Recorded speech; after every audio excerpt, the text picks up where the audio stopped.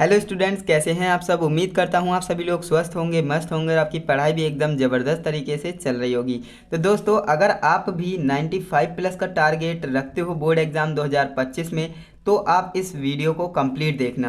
क्यों? क्योंकि आज की इस वीडियो में हम क्लास 10th साइंस के ऊपर बात करने वाले हैं, जो कि 50 टॉपिक है ना, 50 ऐसे टॉपिक आपको बताऊंगा जो कि महत्वपूर्ण हैं आपकी परीक्षा की दृष्टि से, है ना। बोर्ड परीक्षा 2025 की दृष्टि से ये जो मैं आपके लिए 50 टॉपिक लेकर के आया हूँ, ये मोस्ट इम्पॉर्टेंट है। तो इस वीडियो को आप कंप्लीट ज़रूर देखना, क्योंकि भैया आपके बोर्ड एग्जाम में यहीं से क्वेश्चन देखने को मिलने वाला है डेफिनेटली, है ना। 100% की गारंटी आपको हम दे सकते हैं।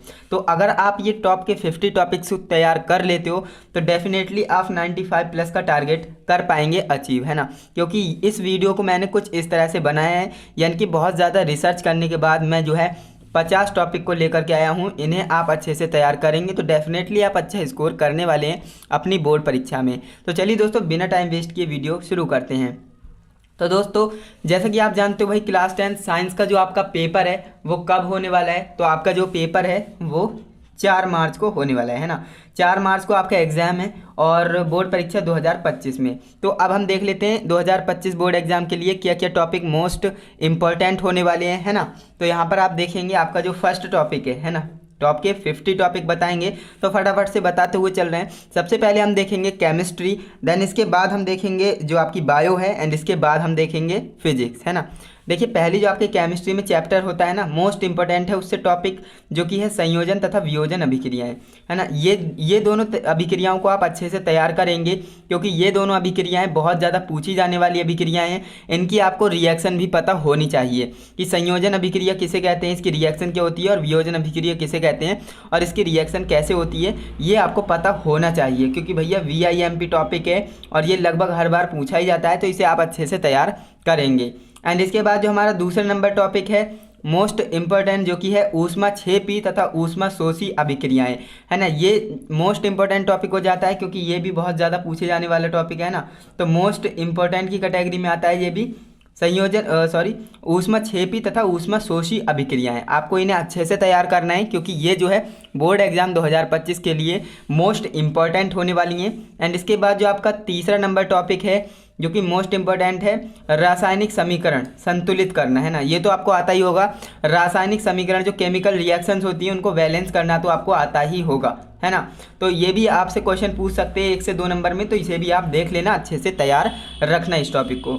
एंड यहाँ पर आप देखेंगे भाई, जो आपका चौथा नंबर टॉपिक है अम्ल, क्षार तथा लवण की परिभाषा और उदाहरण। ये आपको ध्यान रखना है कि आपको अम्ल, क्षार और लवण किसे कहते हैं और उसकी परिभाषा क्या होती हैं और इसके उदाहरण क्या होते हैं, ये आपको पता होनी चाहिए। ओके, ये क्या है, VIMP टॉपिक है, इसे भी आप हल्के में मत लेना। आज की इस वीडियो में जितने भी टॉपिक लाया हूँ टॉप के 50, इनको अगर आप तैयार कर लेते हो तो डेफिनेटली आप 100 में से 100 साइंस में ला सकते हो, है ना। अब यहाँ पर आप देखेंगे जो आपका 5वां नंबर टॉपिक है बेकिंग सोडा बनाने की विधि, है ना। बेकिंग सोडा बनाने की विधि, धावन सोडा बनाने की विधि और POP बनाने की विधि। देखिए, जो आपके लिए 3 विधि में लेकर के आया हूँ ना, क्या बनाने की, बेकिंग सोडा, धावन सोडा और POP। POP को फुल फॉर्म क्या होती है आप जानते होंगे। POP की फुल फॉर्म होती है प्लास्टर ऑफ पेरिस, है ना, प्लास्टर ऑफ पेरिस। अब यहाँ पर आप देखेंगे आपको क्या क्या विधि तैयार करनी है। देखिए, जो आपका बेकिंग सोडा है, इसको बनाने की विधि आपको आनी चाहिए। धावन सोडा जो आपका होता है उसको बनाने की विधि आपको आनी चाहिए, और POP जो होता है प्लास्टर ऑफ पेरिस, ये बनाने की विधि आपको आनी चाहिए। ये जो 3 विधि मैंने बताई हैं, है ना, ये जो 3 विधियां मैंने आपको बताई हैं, ये VIMP है ना, VIMP हैं। तो इन्हें आप बिल्कुल अच्छे से तैयार करेंगे भाई, इग्नोर नहीं कर सकते, क्योंकि ये जो है बहुत ज़्यादा पूछे जाने वाली विधियाँ हैं। अगर किसी को बनाने की, यानी कोई केमिकल प्रोडक्ट बनाने की विधि आएगी तो डेफिनेटली इन 3 में से ही एक ना एक ज़रूर होगा, है ना। तो इसीलिए आपको बोल रहे हैं बेकिंग सोडा और धावन सोडा और POP बनाने की विधि आप सीख लेंगे। अगर अभी तक आपने नहीं सीखा है तो इसे टॉपिक को अच्छे से तैयार कर लेना। एंड इसके बाद बात करें जो आपका 8वां नंबर टॉपिक है उदासीनीकरण अभिक्रिया, है ना। उदासीनीकरण अभिक्रिया क्या होता है ना, और इसकी रिएक्शन कैसे होती है वो आपको अच्छे से आनी चाहिए, क्योंकि ये भी भैया क्या है आपके एग्जाम के जो ये भी आपकी क्या है टॉपिक, एग्जाम के पॉइंट ऑफ व्यू से मोस्ट इम्पोर्टेंट है ना। तो इसे भी आप क्या करेंगे, अच्छे से तैयार करेंगे, है ना। इसके बाद जो आपका 9th नंबर टॉपिक है ना, 9th नंबर टॉपिक हमारा क्या है, धातु तथा अधातु के बारे में, है ना। आपको क्या होनी चाहिए, जानकारी होनी चाहिए कि धातु किसे कहते हैं, अधातु किसे कहते हैं, है ना। जो भी बेसिक नॉलेज है आपको होनी चाहिए मेटल और नॉन मेटल से रिलेटेड। अब बात करें जो आपका 10 नंबर टॉपिक है जो कि है ECS के बारे में। अब देखिए ECS के बारे में भी आपको जानकारी होनी चाहिए। ECS की फुल फॉर्म क्या होती है, इलेक्ट्रोकेमिकल सीरीज, है ना। जो आपने सक्रियता श्रेणी पढ़ी होगी, है ना, जो आपने सक्रियता श्रेणी पढ़ी है ना, उसकी ही बात कर रहे हैं, सक्रियता श्रेणी, है ना। तो उसमें आपको पता होना चाहिए, सारे एलिमेंट आपको पता होने चाहिए। अगर आपको याद नहीं हो रही तो याद करने की ट्रिक मैंने ऑलरेडी बना रखी है, तो आपको करना क्या है, चैनल पर जाना है, वहाँ से आप देख सकते हैं। देखिए ECS के बारे में नॉलेज होना बहुत ज़्यादा ज़रूरी इसलिए है क्योंकि यहाँ से जो है काफ़ी सारे बेसिक कॉन्सेप्ट पर जो है MCQ भी पूछ लेंगे और आपसे जो है थ्योरेटिकल क्वेश्चन भी पूछे जा सकते हैं, है ना। तो इसे आप अच्छे से तैयार करेंगे।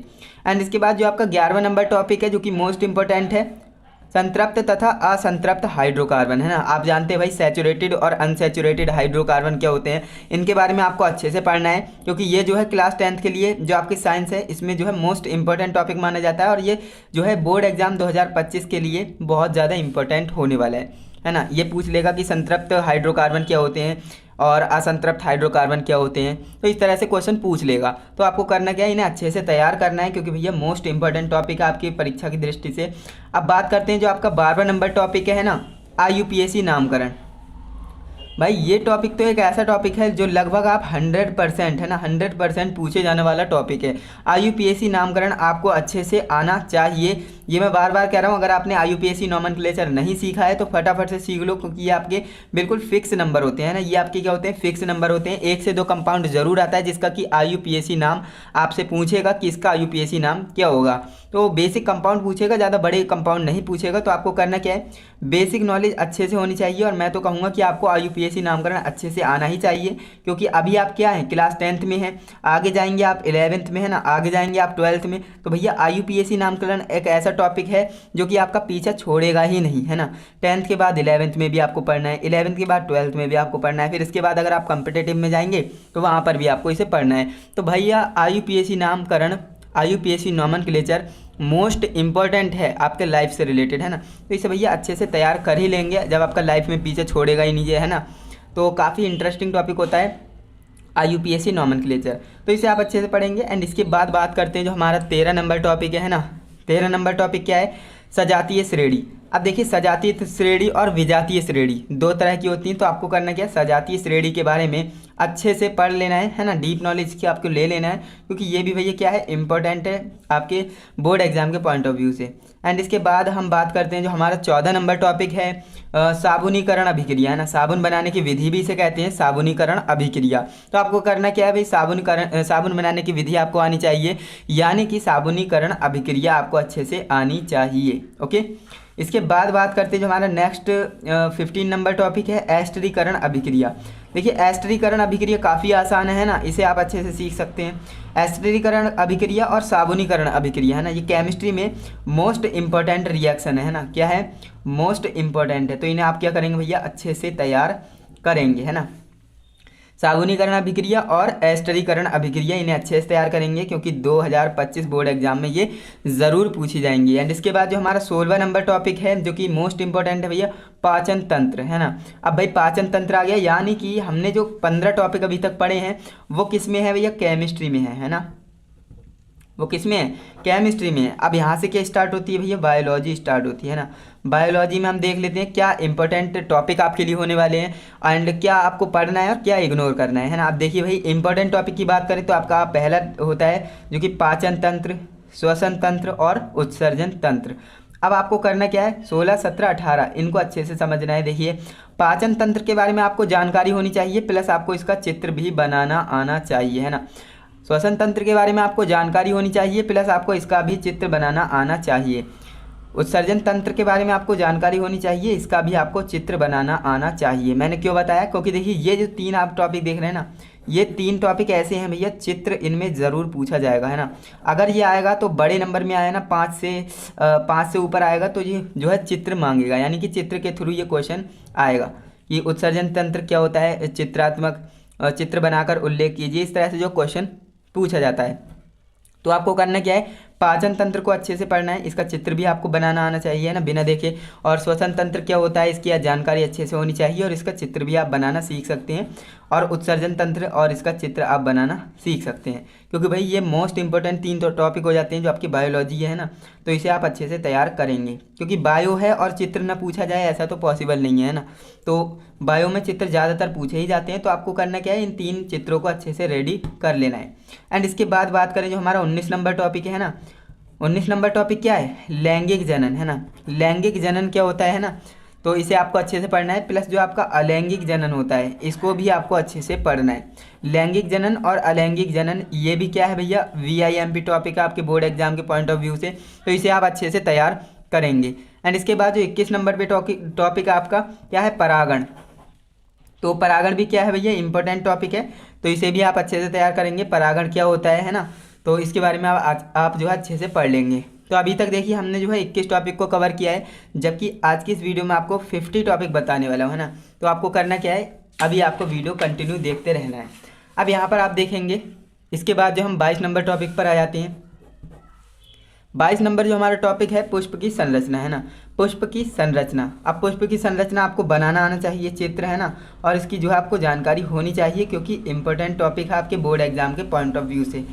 अब बात करें जो आपका 23 नंबर टॉपिक है ना, 23 नंबर टॉपिक नर तथा मादा जनन तंत्र। अब देखिए नर और मादा का जनन तंत्र आपको बनाना आना चाहिए, ये भी क्या चित्र पूछ सकता है ना।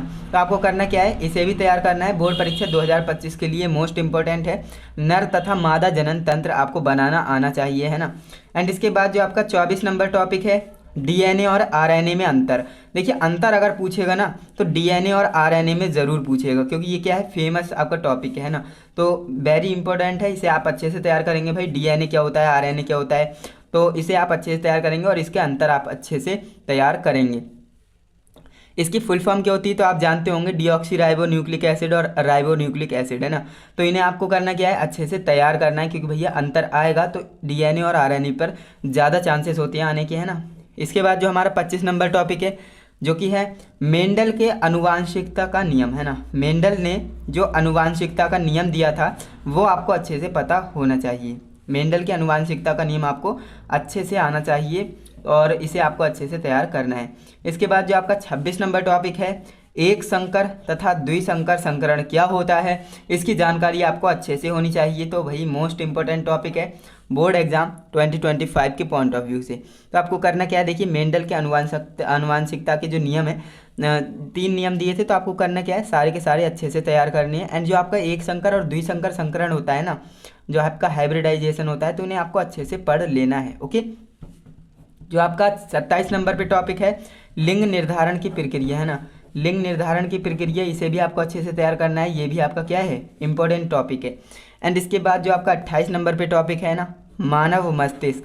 मानव मस्तिष्क एक ऐसा टॉपिक है जो कि मोस्ट इम्पोर्टेंट है ना, मोस्ट इम्पोर्टेंट। इसकी जानकारी आपको अच्छे से होनी चाहिए, कहीं से भी क्वेश्चन पूछ सकता है मानव मस्तिष्क से है ना। एंड जो आपका तंत्रिका तंत्र होता है ना, 29 नंबर टॉपिक हमारा क्या है, तंत्रिका तंत्र। तंत्रिका तंत्र ये मोस्ट इंपॉर्टेंट है, इसका चित्र तो नहीं आएगा है ना, चित्र ज़्यादा नहीं आने के चांसेस होते हैं।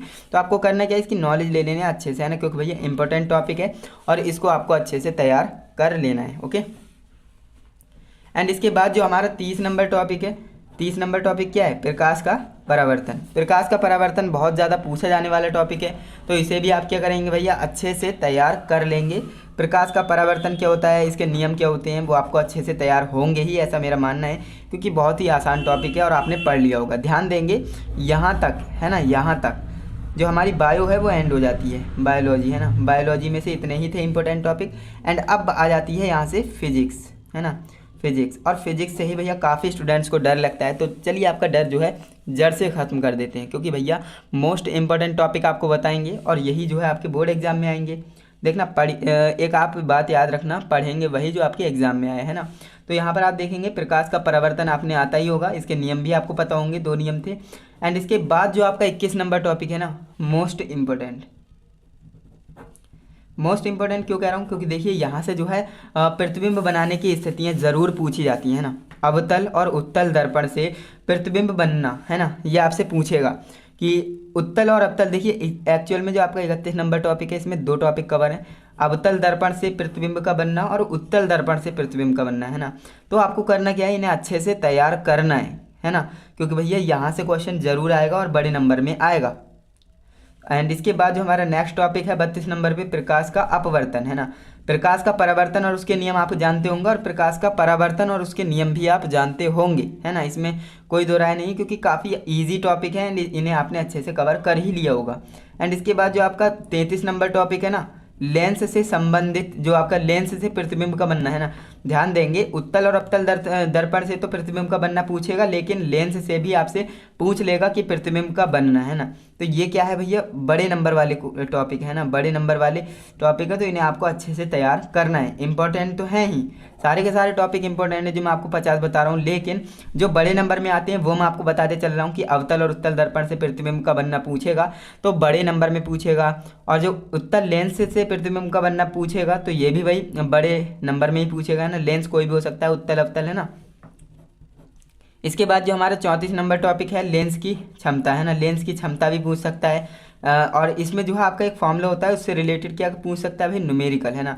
न्यूमेरिकल भी पूछ सकता है, क्योंकि फिजिक्स है और न्यूमेरिकल ना है ऐसा तो हो ही नहीं सकता। जैसे बायो में होता है, बायो है और चित्र ना है ऐसा नहीं हो सकता, तो इसमें भी होता है भाई फिजिक्स। फिजिक्स का दूसरा नाम क्या है भाई, न्यूमेरिकल्स, है ना। और जो आपका 35 नंबर टॉपिक है क्या है, निकट दृष्टि दोष। 36 नंबर टॉपिक है वो क्या है, दूर दृष्टि दोष। तो भैया दोष अगर पूछेगा, देखिए दोष भी मैं यहाँ पर लाया हूँ, क्योंकि भैया इंपॉर्टेंट टॉपिक है, ये इसे इग्नोर कैसे ही कर सकते हैं हम, है ना। क्योंकि प्रीवियस ईयर्स में तो आया है, इस बार भी 2025 में भी जरूर पूछा जाएगा। तो क्या हो जाता है भाई, VIMP टॉपिक आपके लिए हो जाता है। निकट दृष्टि दोष किसे कहते हैं, कारण निवारण, ये सारी चीज़ें पूछेगा। और दूर दृष्टि दोष किसे कहते हैं, कारण निवारण, ये सारी चीज़ें आपसे पूछ सकता है। तो आपको करना तो आपको करना क्या है, आपको प्रिपेयर रहना है बिल्कुल, है ना। क्वेश्चन कितना भी घुमाए, कहीं से भी लाए, आपका कॉन्सेप्ट क्लियर होगा तो आप क्वेश्चन को अटेम्प्ट करेंगे और उसे धुआं धुआं कर देंगे, है ना। तो यहाँ पर आप देखेंगे भाई, निकट दृष्टि दोष और दूर दृष्टि दोष आप अच्छे से पढ़ लेंगे, क्योंकि ये क्या है भाई, इंपॉर्टेंट है आपके बोर्ड एग्जाम के पॉइंट ऑफ व्यू से। एंड इसके बाद जो आपका 37 नंबर टॉपिक है, मानव नेत्र का सचित्र वर्णन, है ना। देखिए मानव नेत्र ऐसा है टॉपिक जो कि फिजिक्स में है, लेकिन इसका जो है कभी कभी क्या पूछ लेते हैं भैया, चित्र पूछ लेते हैं, लेकिन ज़्यादा नहीं पूछते हैं ना। तो इसका जो है आप इंपॉर्टेंट मान सकते हो, और इसका जो है आप चित्र भी तैयार कर सकते हो अगर करना चाहो, क्योंकि इसका चित्र ज़्यादा नहीं पूछा जाता है। मानव नेत्र से रिलेटेड कोई परिभाषाएं पूछ लेगा, बस इतना ही होता है। 2025 में जो है इसका चित्र ना पूछने की गारंटी है, क्योंकि चित्र बहुत कम ही पूछा जाता है। इसके बाद जो आपका 38 नंबर पे टॉपिक है, ओम का नियम, है ना, और इसका सत्यापन। काफ़ी स्टूडेंट्स क्या करते हैं भैया, ओम का नियम पढ़ लेते हैं, सत्यापन को मार देते हैं गोली, है ना, सत्यापन पढ़ते ही नहीं है। लेकिन भाई आपको सत्यापन भी पढ़ना है, और इसके ऊपर मैंने ऑलरेडी वीडियो बना दी है, आप उस वीडियो को देखेंगे ना तो आप जो है ओम का नियम तो अच्छे से समझेंगे ही, साथ में डेरिवेशन, है ना, डेरिवेशन बोले तो सत्यापन आप अच्छे से करना सीख जाएंगे, जो कि इंपॉर्टेंट है भैया, 5 नंबर में आपका पूछा जाता है बोर्ड एग्जाम में, है ना। और 2025 में तो भैया इसके चांस बहुत ज़्यादा बन रहे हैं क्वेश्चन को पूछने के, है ना। तो इसे आप अच्छे से तैयार करेंगे। एंड इसके बाद जो हमारा 39 नंबर टॉपिक है, विद्युत धारा, है ना। विद्युत धारा जो आपका चैप्टर है, उसमें से भैया विद्युत धारा की ही परिभाषा आपको पूछ सकता है, तो इंपॉर्टेंट हो जाती है। एंड इसके बाद जो आपका 40 नंबर टॉपिक है, विद्युत प्रतिरोध, है ना। विद्युत प्रतिरोध के बारे में पूछ सकता है कि विद्युत प्रतिरोध क्या होता है। और अगर विद्युत प्रतिरोध नहीं पूछेगा तो क्या पूछेगा, न्यूमेरिकल पूछेगा, है ना। न्यूमेरिकल आपसे क्या पूछेगा, श्रेणी क्रम, समांतर क्रम, है ना, जो कि यहाँ पर आप देख सकते हैं 41 और 42 नंबर पे है। श्रेणी क्रम संयोजन, समांतर क्रम संयोजन, लेकिन इनका डेरिवेशन आपको नहीं करना है ना। सत्यापन आपको तैयार ही नहीं करना है, क्योंकि सत्यापन नहीं पूछा जाएगा। तो जो आपका इसके क्या पूछेगा भाई, परिभाषा पूछेगा, है ना, परिभाषा पूछेगा। अगर परिभाषा नहीं पूछी तो क्या पूछेगा भैया, न्यूमेरिकल पूछेगा, 100% चांस है।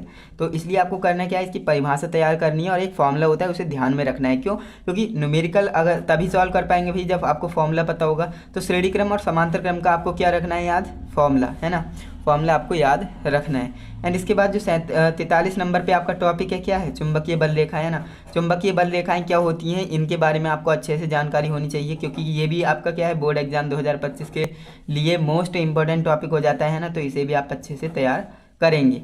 एंड इसके बाद जो हमारा 44 नंबर पे टॉपिक है, ये भी काफ़ी अच्छा टॉपिक है, बायो सेवर्ट का नियम, है ना। काफ़ी आसान भी है और काफ़ी इंपॉर्टेंट भी है। तो इसे आप क्या करेंगे भाई, तैयार करेंगे। बायो सेवर्ट का नियम क्या होता है, बोर्ड परीक्षा 2025 के लिए मोस्ट इंपॉर्टेंट है। एंड जो आपका 45 नंबर टॉपिक है फ्लेमिंग के बाएं तथा दाएं हाथ का नियम। जो आपका 45 नंबर टॉपिक है एक्चुअल में इसमें 2 टॉपिक कवर किए गए हैं, फ्लेमिंग के बाएं हाथ का नियम और फ्लेमिंग के दाएं हाथ का नियम, है ना। तो आपको करना क्या भैया, दोनों नियम का, है ना, दोनों हाथों को तैयार कर लेना है। जो फ्लेमिंग के 2 हाथ थे, सबके ही 2 हाथ होते हैं, तो फ्लेमिंग के दोनों हाथों के नियम आपको अच्छे से आने चाहिए। बाएं और दाएं दोनों हाथों के नियम आपको अच्छे से आने चाहिए। बोर्ड परीक्षा 2025 के लिए बहुत ज़्यादा इंपॉर्टेंट ये टॉपिक होने वाला है। एंड यहाँ पर बात करें जो आपका 46 नंबर टॉपिक है मैक्सवेल के दक्षिणावर्त पेंच का नियम, है ना। मैक्सवेल का जो दक्षिणावर्त पेंच का नियम था वो आपको अच्छे से आना चाहिए, क्योंकि ये भी क्या है, मोस्ट इंपॉर्टेंट है बोर्ड एग्जाम 2025 के लिए, है ना। तो इतनी बात आपको समझ में आई। अभी तक जो है 46 हुए हैं। मैं आपको 50 का वादा किया था, तो मैं 50 ही बताऊंगा, है ना। ऐसा बिल्कुल भी नहीं करेंगे कि कम या ज़्यादा बताए। यहाँ पर आप देखेंगे 47 नंबर जो आपका टॉपिक है विद्युत धारा का चुंबकीय प्रभाव, है ना। ये आपका चैप्टर भी है और इसके बारे में आपको क्या होनी चाहिए भी, नॉलेज होनी चाहिए बढ़िया से, है ना। तो ये क्या हो जाता है, ये इंपॉर्टेंट हो जाता है आपके एग्जाम के लिए। और जो आपका 48 नंबर टॉपिक है फैराडे का नियम, है ना। आपको फैराडे का नियम भी आना चाहिए, क्योंकि ये भी क्या है भाई, मोस्ट इंपॉर्टेंट आपका टॉपिक हो जाएगा। इसका एक फॉर्मूला होता है, वो भी आप याद रखेंगे, क्योंकि न्यूमेरिकल आएगा तो उससे फाइट तभी कर पाएंगे भैया जब आपको फॉर्मूला पता होगा, है ना। फॉर्मूला ही पता नहीं है तो न्यूमेरिकल कैसे सॉल्व करेंगे। इसके बाद जो हमारा 49 नंबर टॉपिक है ओजोन परत का अपक्षय, है ना। जैसा कि आप जानते हो भैया ओजोन परत का क्या हो रहा है, अपक्षय हो रहा है। तो उसका जो है क्या कारण है और कैसे हो रहा है वो आपकी जानकारी होनी चाहिए, थोड़ी बहुत इंपॉर्टेंट है, क्योंकि ये आपको अच्छे से आना चाहिए, क्योंकि भैया इंपॉर्टेंट है बोर्ड एग्जाम 2025 के लिए, है ना। अब बात करें लास्ट टॉपिक, है ना, इस वीडियो के लास्ट टॉपिक के, जो कि फिजिक्स का लास्ट टॉपिक होने वाला है इंपॉर्टेंट, जो कि मैंने आपको बताया था टॉप के 50 टॉपिक बताऊंगा। तो आज का जो वीडियो का लास्ट टॉपिक है ऊर्जा के स्रोत, है ना। ऊर्जा के स्रोत आपको अच्छे से आने चाहिए कि कौन कौन से स्रोत हैं, कैसे हम जो है ऊर्जा को ज्ञात कर सकते हैं, ऊर्जा को बना सकते हैं ना, वो सारी चीज़ें आपको पता होनी चाहिए, क्योंकि ये क्या है, इम्पोर्टेंट है। और सौर कुकर वगैरह जो टॉपिक हैं उन्हें भी आप तैयार कर सकते हैं। बाकी आप इतने टॉपिक को तैयार करें, डेफिनेटली आपके 95 प्लस स्कोर जाने वाला है। बट एक गारंटी है कि आपको ये टॉपिक बिल्कुल से अच्छे से आने चाहिए। जो 50 टॉपिक मैंने आपको बताया ना, ये बिल्कुल आपको कंठस्थ होने चाहिए, है ना, तभी आपके 95 प्लस आ पाएंगे। ऐसा बिल्कुल भी नहीं कि आपको हेडिंग पता है लेकिन अंदर का कुछ पता ही नहीं है, कि विद्युत धारा किसे कहते हैं यही नहीं पता है, विद्युत प्रतिरोध किसे कहते हैं यही नहीं पता है, तो आप कैसे ला पाएंगे 95 प्लस, है ना। तो आपको जो है 50 टॉपिक को पढ़ना है, लेकिन गहराई से पढ़ना है ना, जिससे कि क्वेश्चन को कितना भी घुमाए, गोल गोल घुमाए, आप उसका आंसर कर पाएँ, है ना। बस इतना ही है और आपका जो 95 प्लस का टारगेट है वो डेफिनेटली कवर होगा और आप जो है अच्छा स्कोर करेंगे अपने बोर्ड एग्जाम में, है ना। तो चलिए दोस्तों आज के लिए बस इतना ही। लेकिन हाँ, वीडियो अच्छी लगी है तो वीडियो को क्या करना है भैया, एक लाइक करना है ना। वीडियो को क्या करना है, एक लाइक करना है हमें मोटिवेट करने के लिए, क्योंकि भैया बहुत ज़्यादा मेहनत लगती है रिसर्च करने में एंड वीडियोस को बनाने में और अपलोड करने में, है ना। तो एक लाइक तो बनता ही है। चैनल पे नए हो तो सब्सक्राइब भी कर लेना, क्योंकि आने वाली वीडियो आपके लिए इंपॉर्टेंट होने वाली है। बोर्ड परीक्षा 2025 से रिलेटेड वीडियो आने वाली है ना, जो कि आपको इंपॉर्टेंट टॉपिक बताएंगे। हर टॉपिक के बारे में आपको जो है वीडियो मिलेगी, है ना। तो इसीलिए आपको बोल रहे हैं कि आपको वीडियो को लाइक करना है, चैनल को सब्सक्राइब करना है और अपने दोस्तों की भी टेंशन थोड़ी ख़त्म कर देनी है ना। वो भी टेंशन में होंगे भाई कि कौन से टॉपिक हमें पढ़ने हैं, कौन से नहीं पढ़ने हैं, तो भाई उन्हें वीडियो भेज दीजिए, जिससे कि उनकी भी टेंशन ख़त्म हो सके, है ना। मित्र का यही काम होता है कि वो दूसरे मित्र की जो है टेंशन थोड़ी कम करे, है ना। तो उसे आप वीडियो को भेज देना और हम मिलते हैं नेक्स्ट इंटरेस्टिंग इन्फॉर्मेटिव वीडियो के साथ। तब तक के लिए जय हिंद, वंदे मातरम।